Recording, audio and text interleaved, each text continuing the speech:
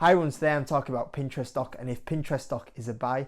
Now today I've gone for a little bit of a change in the background and just let me know down in the comment section if you like it or not, rather than just being at the whiteboard all the time.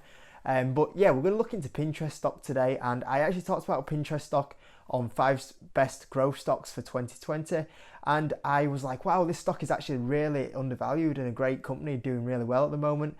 And I thought I'll have a great in-depth look at it, which I have done, and then I thought about buying, and then I noticed the stock had gone up 15%, but I'm going to give you what I found out when I had that in-depth look into Pinterest stock over the last few days. Now, as always guys, before I get into the stock, remember, give the video a like. It really helps the video and the channel out with the YouTube algorithm, and it really helps to be a lot more successful. If you could do that, that's all I ask for, and that would be absolutely amazing. So Pinterest was founded in 2008, and it is a social media platform, and it pretty much has pins it's a very photo based platform, very similar to Instagram, and it has pins, and that's what you go through, and you can search through these pins for ideas about recipes or holidays or things to do on holidays.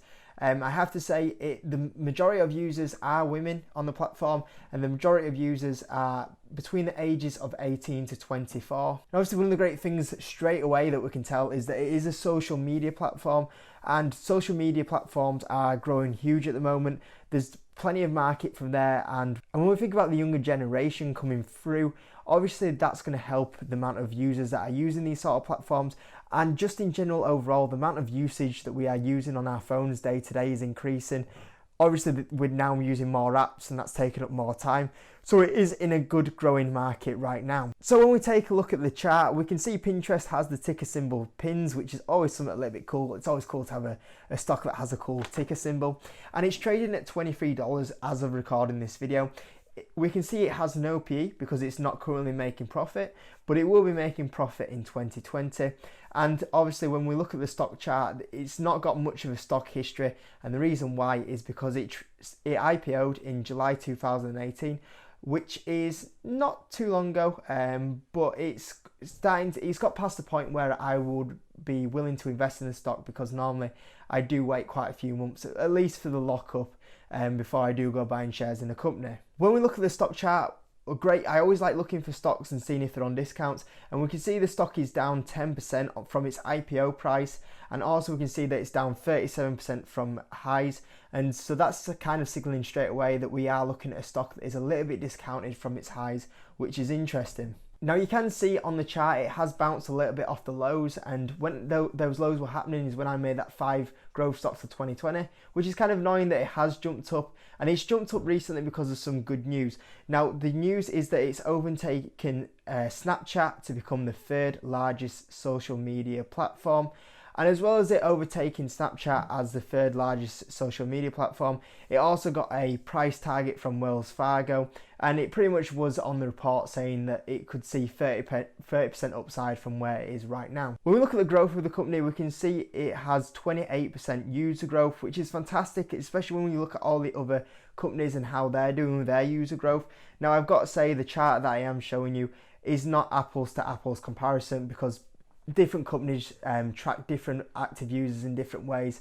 Some might use daily active users, or monthly, or quarterly, so it is slightly different, but it kind of gives you a rough estimate of how well it's growing at the moment. And another interesting thing compared to the other social medias is how low revenue it is per user. Now obviously the revenue needs to be increasing, and obviously there's a lot of room to grow. With this revenue growth, if they can grow the revenue per user, then obviously that will help the EPS growth and also the revenue growth going forward, and that's why it's forecast to make so much revenue in the next year. The average revenue per user is 90 cents, which is really low.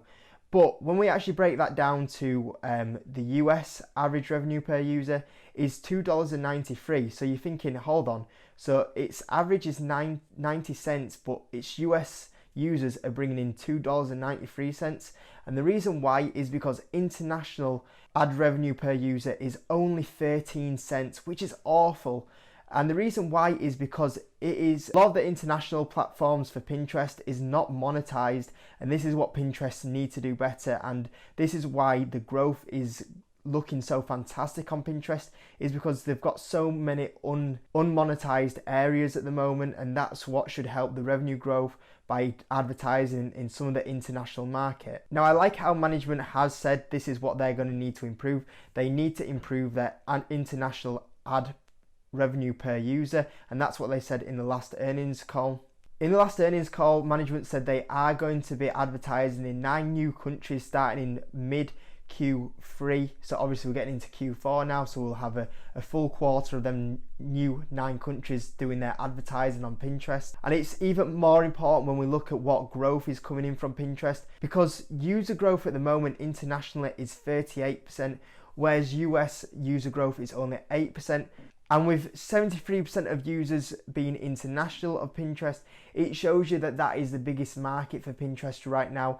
And to be having such a low that ad revenue of 13 cents for Pinterest is actually really shocks me how low that is. So obviously it's a good sign that Pinterest obviously knows where they need to improve and where they're going to be making money. Obviously it is worrying how low it is, but at the same time we know at least management are going on to deal with that, and that's where they're going to be making more money. 2020 we should see profit for the first time, and EPS should carry on growing fantastic. It has always been moving in the correct way to making profit. Potentially 2019 could be a profitable year for If Q4 is amazing then and the EPS beats numbers crazy, then actually 2019 could be a profitable year, but it probably won't be. So 2020 should be the first profitable year for Pinterest. And as well as that, revenue growth is growing at 36%, which is fantastic. There's not many companies out there that are able to grow at 36% revenue growth, so that's something that really stands out. Now, 2 little red flags I did see was the forward PE, which is really high, but obviously because it is not making profit at the moment, and the profit is going to make in 2020 isn't going to be extremely high, then that's why the forward PE is really high. But when we consider like in 2021 the EPS that it will be at, then the PE will drop down massively. So I'm kind of ignoring that right now. And the biggest red flag I saw from when I was looking into this company is the price to sales ratio is quite high. Obviously anything under 4 would be something better. But the only reason why the price to sale ratio is so high on this company is because of the amount of growth that it's offering. So you can kind of justify that a little bit, but still, even though the price to sales ratio has dropped down to its lowest for a very long time, obviously it's still slightly high, and that's probably the biggest red flag that I've seen looking into this company. Now, obviously because the company is not making money, or it will be making money soon, but it isn't now, it's also good just to check that balance sheet out. And when I looked into the balance sheet, there was absolutely no debt on the balance sheet. So that was a really good sign from the company. So overall, my thoughts with Pinterest is that it's a company that really interests me. And there's not been too many companies that have interested me over the last kind of couple of months with the stock markets at high. It looks like a really fantastic growth company, a great platform that will carry on growing. 36% revenue growth with no debt on the balance sheet is very interesting indeed.